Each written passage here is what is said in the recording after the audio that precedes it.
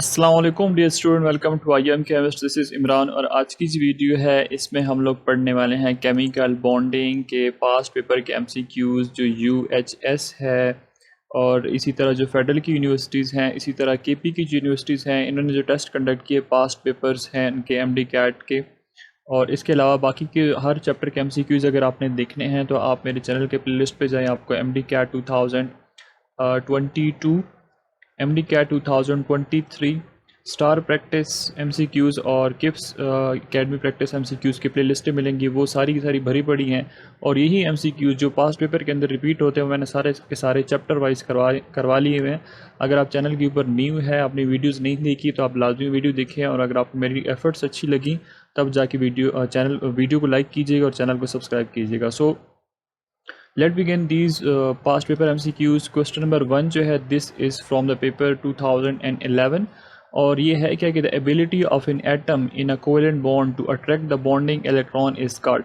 अब कहते हैं वो एबिलिटी बताओ कि जिसमें होता है कि एक एटम जो है दूसरे एटम को अट्रैक्ट करता है और ये हमारे पास होता है मेनली कहाँ पे होता है, कोवेलेंट बॉन्ड में। कोवेलेंट बॉन्ड कौन सा बॉन्ड होता है?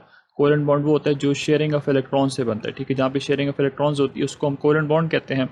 अब ये क्या होती है, ये वो फोर्स है जिसकी वजह से एक एटम जो है दूसरे एटम के इलेक्ट्रॉन को अपनी तरफ खींचता है। That force is known as electronegativity. So option number C हमारे पास यहाँ पे करेक्ट है।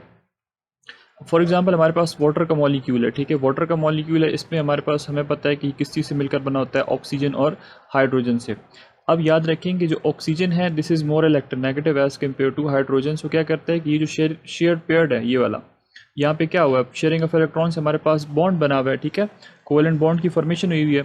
अब ऑक्सीजन चूंकि ज़्यादा इलेक्ट्रोनेगेटिव है तो वो क्या करता है, अपनी फोर्स की वजह से ये जो पेयर है, ये हाइड्रोजन का इलेक्ट्रॉन ये भी अपनी तरफ खींच लेता है।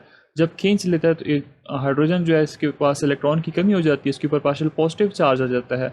और जो ऑक्सीजन है इसके ऊपर इलेक्ट्रॉन ज़्यादा हो रहे होते हैं, अपने भी हैं, हाइड्रोजन के भी अपनी तरफ खींच रहा है, तो इसके ऊपर पार्शियल नेगेटिव चार्ज आ जाता है। इसलिए हम कहते हैं कि जो मॉलिक्यूल है वाटर का that is polar in nature.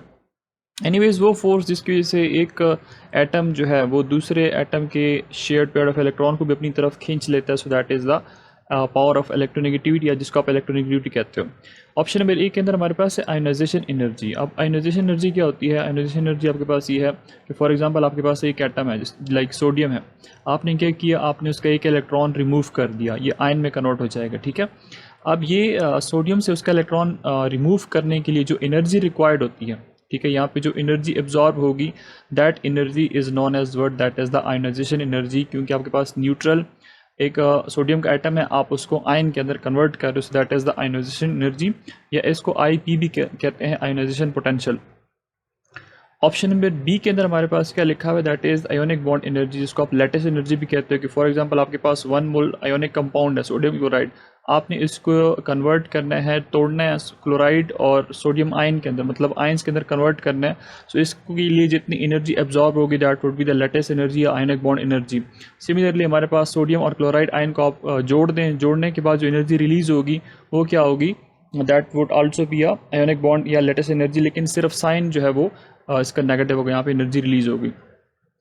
Option number D के अंदर इलेक्ट्रॉन एफिनिटी है। इलेक्ट्रॉन एफिनिटी क्या होती है? इलेक्ट्रॉन एफिनिटी ये है कि फॉर एग्जांपल आपके पास क्लोरीन का एटम है, ठीक है, इसमें आपने एक इलेक्ट्रॉन ऐड कर दिया, ठीक है, ये हमारे पास कन्वर्ट हो जाएगा नेगेटिव आयन के अंदर। सो ये जो हमारे पास जहाँ पे एनर्जी रिलीज होती है उसको क्या कहते हो, that is electron affinity. So option number C हमारे पास यहाँ पे राइट ऑप्शन है। क्वेश्चन नंबर 2 हमारे पास है कि the paramagnetic character of a substance is due to dash. अब ये किप्स की अकेडमी के अंदर स्टार के प्रैक्टिस की जो MCQs हमने किए थे उन सब के अंदर ये चीज़ मौजूद है। जो मैंने आपको D&F ब्लॉक की केमिस्ट्री के MCQs आपको कराए थे उसके अंदर भी ये चीज़ मौजूद थी, जिसमें हम लोगों ने ऑक्सीजन मॉलिक्यूल जो थी उसकी एग्जांपल पढ़ी थी कि पैरामैग्नेटिक कैरेक्टर जो है वो किस वजह से होता है। तो पैरामैग्नेटिक कैरेक्टर एक तो ये है कि आप ये सीखिए कि पैरामैग्नेटिक होता क्या है।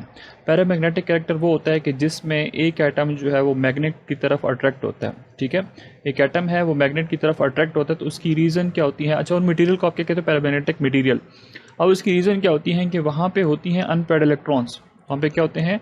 अनपेयर्ड इलेक्ट्रॉन्स होते हैं। सो उस वजह से क्या करता है कि एटम जो है उसको मैग्नेट अपनी तरफ अट्रैक्ट कर लेता है या मैग्नेट एटम को अट्रैक्ट कर लेता है, vice versa. So option number D हमारे पास यहाँ पे करेक्ट है कि paired electron in valence shell of electron. तो paramagnetic substance is due to unpaired, paired नहीं, नॉट पेयर्ड, अनपेयर्ड इलेक्ट्रॉन्स, क्योंकि अगर ऑलरेडी पेयर्ड हैं तो वो कैसे अट्रैक्ट करेंगे। सो ऑप्शन नंबर सी हमारे पास करेक्ट है कि unpaired electron in atom or molecule. इसकी चले वो जो ऑक्सीजन वाली एग्जांपल हम लोगों ने पढ़ी थी वो हम लिख लेते हैं कि फॉर एग्जांपल हमारे पास ऑक्सीजन मॉलिक्यूल है, ऑक्सीजन एटम का जो एटॉमिक नंबर है 8 है, तो हम लिखेंगे 1s2, 2s2, 2px, 2py and 2pz। तो ये 4 हो गया, ये 5, ये 6, ये 7 और ये 8। तो हमारे पास p ऑर्बिटल वैलेंस ऑर्बिटल है, ठीक है। अगर हम इसको ऐसे लिख लेते हैं मॉलिक्यूलर ऑर्बिटल थ्योरी के हिसाब से, अगर आप इसको देखते हो तो ये कुछ यूँ होगा।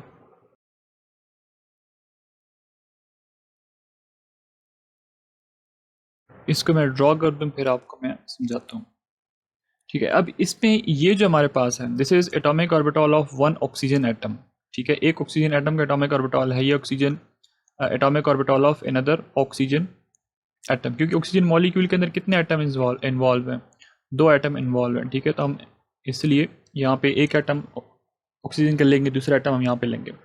यहाँ पे आप एक डायग्राम में जो है एनर्जी की लाइन आपको नज़र आती है, मतलब ये लो एनर्जी ऑर्बिटल्स हैं, फिर ऊपर हाई एनर्जी की तरफ आते हैं। इसको आप क्या कहते हो, BMO, बॉन्डिंग मोलिकुलर ऑर्बिटल। इसको क्या कहते हो, एंटी बॉन्डिंग मोलिकुलर ऑर्बिटल। अब क्या करना है, इनको आप क्या कहते हैं, जोड़ दें एक दूसरे के साथ, ठीक है। बाकी आप इसको प्यारा सा करते रहना एग्जाम में, MCQs के उसमें तो हम जस्ट इसके कॉन्सेप्ट सीख रहे हैं। अच्छा, अब यहाँ पे होगा क्या कि ये जो हमारे पास आपको नज़र आ रहा है ऑर्बिटल, ये हमारे पास होगा सिग्मा 2p x ऑर्बिटल, ये होगा पाई 2py। ये रिप्रेजेंटेशन का तरीका आपने इसको सीखना होता है। ये हमारे पास पाई 2pz है, ये हमारे पास होता है पाई स्टार, क्योंकि हमारे पास एंटी बॉन्डिंग को हम पाई स्टार के साथ रिप्रेजेंट करते हैं। पाई है तो पाई स्टार, सिग्मा तो सिग्मा स्टार। ये हो जाएगा 2py और ये पाई स्टार 2pz हो जाएगा। This is sigma star 2px, जो कि सबसे हाईएस्ट एनर्जी में है यहाँ पे। ये हमारे पास है 2px, ये हमारे पास है 2py और ये हमारे पास है 2pz। ये हमारे पास यहाँ पे कलर इसका नज़र नहीं आ रहा, चले चेंज करते हैं इसको। ये हो जाएगा 2px, ये हो जाएगा 2py, ये हो जाएगा 2pz।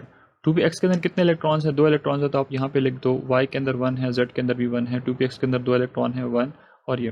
कि आपको मैंने क्या कहा, ऑक्सीजन मॉलिक्यूल की बात करें तो इसलिए दूसरा ऑक्सीजन एटम भी होगा, उसकी भी इलेक्ट्रॉनिक कन्फिग्रेशन सेम होगी, तो हम दोनों यहाँ पे लिख देते हैं। अब फिलिंग ऑफ इलेक्ट्रॉन्स के लिए हम लोग जहन में रखते हैं रूल्स को, Pauli exclusive principle, Hund rule, Aufbau principle, सारा जो है आपने देखना होता है। अब यहाँ पे क्या होता है, आप एक इलेक्ट्रॉन यहाँ से आता है, एक इलेक्ट्रॉन यहाँ से आता है, तो इसको हम फिल कर देते हैं। एक यहाँ से आएगा, दूसरे यहाँ से आएगा, फिर यहाँ से यहाँ, ये सारे के सारे फिल्ड अप हो जाएंगे। सिंपल सी बात ये है कि इसके अंदर कितने इलेक्ट्रॉन्स हैं, 1 2 3 4, 4 ये हैं और 4 ये हैं, 4 + 4 8।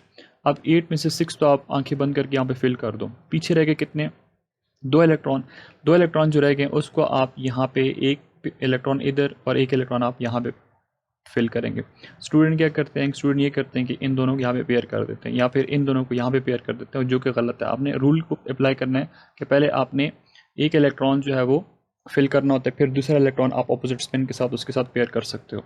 तो यहाँ पे आप देख सकते हो कि 2 इलेक्ट्रॉन आपको नज़र आ रहे हैं जो कि किस फॉर्म में है, अनपेयर्ड फॉर्म में।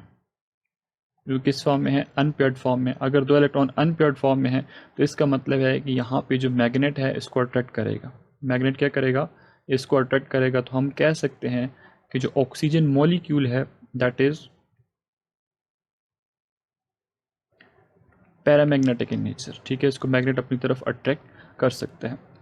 और दूसरी बात, यहाँ से आप बॉन्ड ऑर्डर जो है उसको भी फाइंड आउट कर सकते हो। यहाँ पे ऑक्सीजन के बीच में आपने डबल बॉन्ड क्यों लगाया हुआ है, तो बॉन्ड ऑर्डर का फॉर्मूला ये होता है कि number of electrons in anti bonding molecular orbital minus number of electron in bonding molecular orbital divide by 2।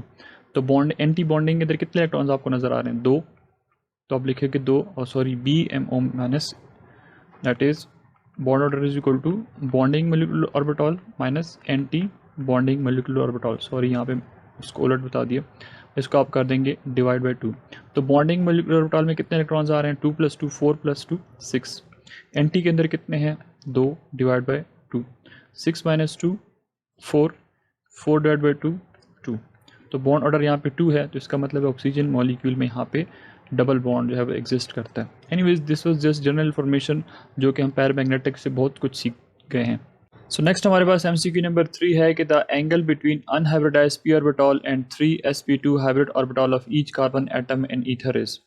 अब कहता है कि आपके पास दो एस पी ऑर्बिटल है, मतलब एक एस और दो पीस पी एक्स और पी वाई जो हैं वो आपस में ओवरलैप कर जाते हैं, आपके पास ऑर्बिटल जो बनेंगे that is sp2 orbital.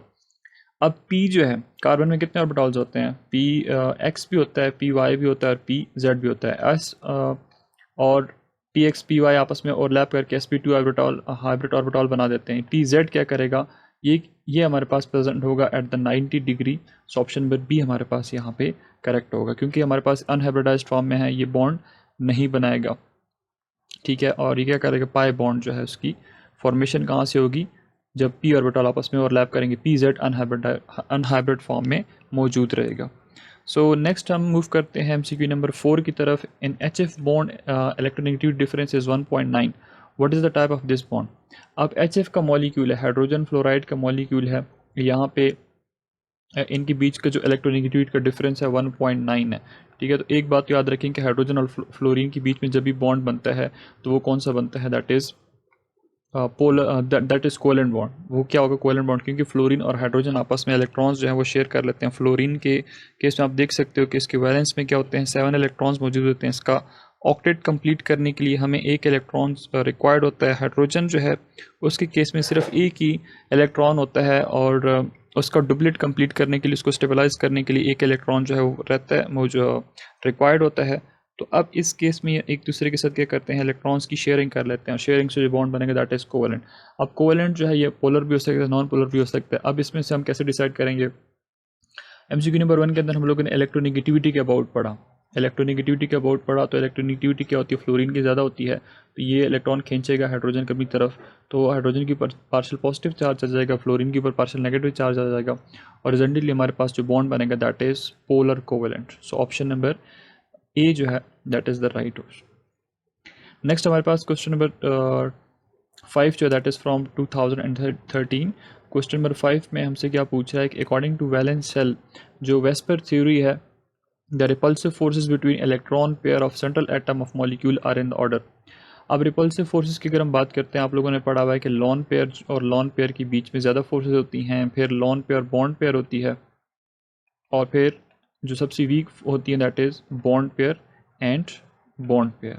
So option number A हमारे पास क्या है, that is the right option. Lone pair सबसे ज़्यादा एक दूसरे के ऊपर रिपल्सिव फोर्सेस अप्लाई कर होते हैं, और उसके बाद लॉन पेयर बॉन्ड पेयर, और फिर सबसे जो वीक होती है that is in between bond pair and bond pair. Lone pair bond pair के अबाउट आप लोगों ने पढ़ा होगा कि जैसे हमारे पास ये इमोनिया का मॉलिक्यूल है, ठीक है, ये हमारे पास इम्यूनिक मॉलिक्यूल है, ये नाइट्रोजन के जो 5 वैलेंस के इलेक्ट्रॉन्स होते हैं, इसमें से 3 जो है वो यहाँ पे बॉन्ड बना रहे हैं हाइड्रोजन के साथ, तो इसको क्या कहते हो, that is the bond pair. ये 3 जो आपको नज़र आ रहे हैं ये आपके पास क्या है, these are the bond pair, bonding pair of electrons. ये जो बॉन्डिंग में हिस्सा नहीं ले रहा इसको क्या कहते हो, lone pair of electron. Lone pair ज़्यादा स्पेस ऑक्यूपाई करते हैं, तो ये एक दूसरे के ऊपर रिपल्सिव फोर्सेस जो हैं वो भी ज़्यादा अप्लाई करते हैं। क्वेश्चन नंबर 6 हमारे पास है कि in crystal lattice of ice each oxygen atom of water molecule is attached to dash. अब crystal lattice of ice means कि हमारे पास सॉलिड स्टेट में होता है, आइस सॉलिड स्टेट में होता है। अब उसमें एक ऑक्सीजन एटम जो है, फॉर एग्जांपल हमारे पास ये ऑक्सीजन एटम है, एक वाटर मॉलिक्यूल है, वाटर मॉलिक्यूल में क्या होता है, उसके साथ 2 हाइड्रोजन एटम होते हैं। अब यहाँ पे इसके पास एक लॉन पेयर इधर है, एक लॉन पेयर इधर है, यहाँ पे इसके आसपास क्या है, एक दूसरा वाटर मॉलिक्यूल मौजूद है, यहाँ पे इसके आसपास जो है वो एक और वाटर मॉलिक्यूल मौजूद है। तो अब होता ये है कि हमें ये पता है कि वाटर की अंदर ऑक्सीजन एटम है, और ऑक्सीजन एटम के ऊपर लॉन पेयर ऑफ इलेक्ट्रॉन्स, और लॉन पेयर ऑफ इलेक्ट्रॉन्स की वजह से ये क्या कर सकते हैं, हाइड्रोजन बॉन्डिंग कर सकते हैं। तो ये क्या करता है कि ये जो लॉन पेयर है इसके साथ इंटरेक्शन कर लेता है, और ये जो लॉन पेयर है ये दूसरे वाटर मॉलिक्यूल के इस हाइड्रोजन एटम के साथ इंटरेक्शन कर लेता है। क्यों, क्योंकि हाइड्रोजन के ऊपर चार्ज क्या आ रहा है, पार्शियल पॉजिटिव, इलेक्ट्रॉन डेफिशिएंट है, तो ये लॉन पेयर उसके साथ जाके इंटरेक्शन कर लेते हैं। तो अब यहाँ पे आप देख सकते हो ऑक्सीजन एटम जो है, यहाँ पे एक हाइड्रोजन, यहाँ पे दूसरा हाइड्रोजन, यहाँ पे तीसरा हाइड्रोजन, और यहाँ पे चौथे हाइड्रोजन के साथ। ये अब आइस के स्ट्रक्चर में इस तरह होता है। तो 4 हाइड्रोजन एटम के साथ जो है वो बॉन्डेड होता है। 2 जो है ये 2, ये हमारे पास कौन से बॉन्डेड बॉन्ड के थ्रू, कोवेलेंट बॉन्ड के थ्रू, और ये जो 2 हैं ये हमारे पास हाइड्रोजन बॉन्ड के थ्रू एक दूसरे के साथ बॉन्डेड होते हैं। हाइड्रोजन बॉन्ड जो है ऑक्सीजन, फ्लोरीन और नाइट्रोजन एटम जब इलेक्ट्रॉन डेफिशिएंट हाइड्रोजन एटम इनको करीब मिलता है तो अपने लॉन पेयर यूज़ करके जब उनके साथ बॉन्ड बनाते हैं, so that is the hydrogen bond. So option number A हमारे पास राइट ऑप्शन है, 4 हाइड्रोजन एटम्स। नेक्स्ट हमारे पास क्वेश्चन नंबर 7 है कि the suitable representation of dot structure of chlorine molecule is. अब क्लोरीन मॉलिक्यूल जो है, क्लोरीन का इलेक्ट्रॉनिक कन्फिग्रेशन हम लिखते हैं, एटॉमिक नंबर 17 है, इलेक्ट्रॉनिक कन्फिग्रेशन हो जाएगी 1s2 2s2 2p6 3s2 and 3p5।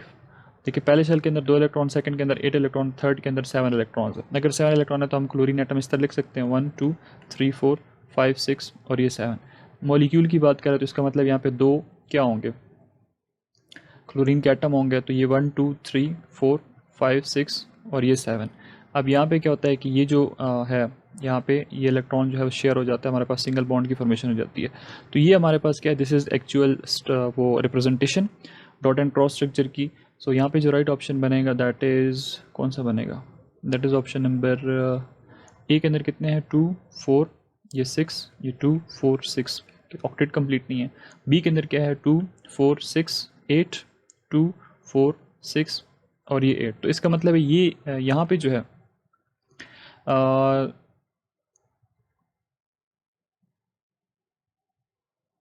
1 2 3 4 5 6 1 2 3 4 5 6, यहाँ पे कितने 1 2 3 4 5 6 7 और ये 8 1 2 3 4 5 6 7 और 8। तो ऑप्शन नंबर बी हमारे पास यहाँ पे राइट ऑप्शन है, क्योंकि जब शेयरिंग होती है तो शेयरिंग से ये जो प्रॉपर्टी होती है, ये 2 इलेक्ट्रॉन्स ये दोनों के कंसिडर किए जाते हैं। तो इसको अगर आप इस तरह कर ले, ये अगर आप यूं कर लें या फिर आप इसको यूं कर लें, तब जाके क्या हो जाएगा, इसकी भी 8 इलेक्ट्रॉन्स पूरे और इसकी भी 8 इलेक्ट्रॉन्स पूरे। सो ऑप्शन नंबर बी हमारे पास यहाँ पे राइट ऑप्शन है। क्वेश्चन नंबर 8 हमारे पास है कि when two partially filled atomic orbital overlap in such a way that the probability of finding electron is maximum around the line joining the two nuclei. आप लोगों ने सिग्मा बॉन्ड जो है, सिग्मा बॉन्ड जो कि स्ट्रॉन्गर बॉन्ड होता है as compare to pi bond, इसकी डेफिनेशन पड़ी होगी, ये बुक की लाइन है। तो जब कभी दो एटम है उनके बीच में एस एस या पी पी और लैब से जो पहला बॉन्ड बनता है, कोई भी एटम है लाइक ए और बी, तो ये क्या होते हैं, इनकी जो इलेक्ट्रॉन डेंसिटी होती है उसकी प्रोबेबिलिटी होती है, आप इसको यहाँ पे लाइन जॉइनिंग द न्यूक्लियर, मतलब जहाँ पे न्यूक्लियर एक दूसरे के साथ बॉन्ड बना रहे हैं तो वहाँ पे इसके इलेक्ट्रॉन्स फाइंड आउट करने की प्रोबेबिलिटी जो है वो ज़्यादा होती है। So that is the sigma bonds. Option number A हमारे पास यहाँ पे राइट ऑप्शन है। नेक्स्ट हमारे पास MCQ नंबर 9 है कि when which of the following hydrogen bond is stronger than other. अब इसमें से बताएं कि इसमें से स्ट्रॉन्गर बॉन्ड कौन से वाला है। सो देखो फ्लोरीन, ऑक्सीजन, नाइट्रोजन, इसमें सबसे ज़्यादा इलेक्ट्रोनेगेटिविटी किसकी होती है, फ्लोरीन की। सबसे टेबल में सबसे ज़्यादा इलेक्ट्रोनेगेटिविटी किसकी है, फ्लोरीन की। सो जब फ्लोरीन हाइड्रोजन बॉन्ड बनाएगा so that would be the strongest. तो यहाँ पे देखो फ्लोरीन हाइड्रोजन, यहाँ पे फ्लोरीन और हाइड्रोजन के बीच में हाइड्रोजन बॉन्ड बन रहा है, तो इसलिए हमारे पास सबसे स्ट्रॉन्गेस्ट बॉन्ड होगा। उसके बाद नंबर 2 के ऊपर ये होगा और नंबर 3 के ऊपर ये होगा। नेक्स्ट हमारे पास नंबर 10 है कि which of the following is correct dot cross diagram of bonding between the 2 chlorine atom. अब 2 क्लोरीन एटम के बीच में जब बॉन्ड बनेगा तो उसकी करेक्ट रिप्रेजेंटेशन क्या होगी। तो उसकी करेक्ट रिप्रेजेंटेशन ये होगी कि हमारे पास क्लोरीन, इससे पहले हम लोगों ने इसका स्ट्रक्चर ड्रॉ कर लिया ना कि किस तरह हम इसका बना सकते हैं। तो यहाँ पे देखो ये 2 4 और ये 6 और यहाँ पे ये इसका थोड़ा सा मिसप्रिंट है कि ये 7 इलेक्ट्रॉन है, ये 2 ये 4 ये 6 और ये 7। तो यही हमारे पास इलेक्ट्रॉन ड्रॉट स्ट्रक्चर होगी। ठीक है, ये हमारे पास 2 4 6 ये 2 4 6 ये दोनों की प्रॉपर्टीज़ हैं। तो ये हमारे पास ऑप्शन नंबर सी यहाँ पे करेक्ट है, लेकिन यहाँ पे थोड़ा सा मिसप्रिंट है तो इस वजह से आपने इसको गलत नहीं करनी है, क्रॉस लिखा हुआ है यहाँ पे। नेक्स्ट हमारे पास MCQ नंबर 11 है कि ये हमारे पास मॉलिक्यूल है, चूज़ द राइट मॉलिक्यूल। अब ये इसमें से राइट मॉलिक्यूल आपने निकालना है। तो ये इसके अगर 3 ये हाइड्रोजन एटम है, ठीक है, हाइड्रोजन एटम है, 3 हाइड्रोजन एटम होंगे।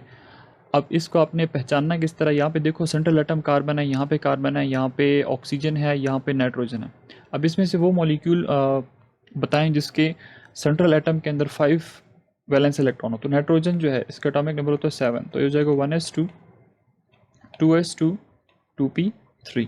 तो पहले शेल के अंदर 2 इलेक्ट्रॉन, सेकंड के अंदर 5 इलेक्ट्रॉन, इसलिए सेंट्रल एटम में देखिए कितने इलेक्ट्रॉन्स हैं 2 3 4 और ये 5। इसका मतलब है कि ये हमारे पास क्या है, नाइट्रोजन है। और हाइड्रोजन यहाँ पे कितने आपने ऐड करने हैं, 3। तो ये एक हाइड्रोजन, ये दूसरा हाइड्रोजन, तीसरा हाइड्रोजन, और हमारे पास फॉर्मेशन किसकी हो जाती है, एमोनिया मॉलिक्यूल की। हमारे पास फॉर्मेशन किसकी होगी, एमोनिया मॉलिक्यूल की, इस तरह। ये इस तरह आप इसको लिख सकते हो। So right option is option number D.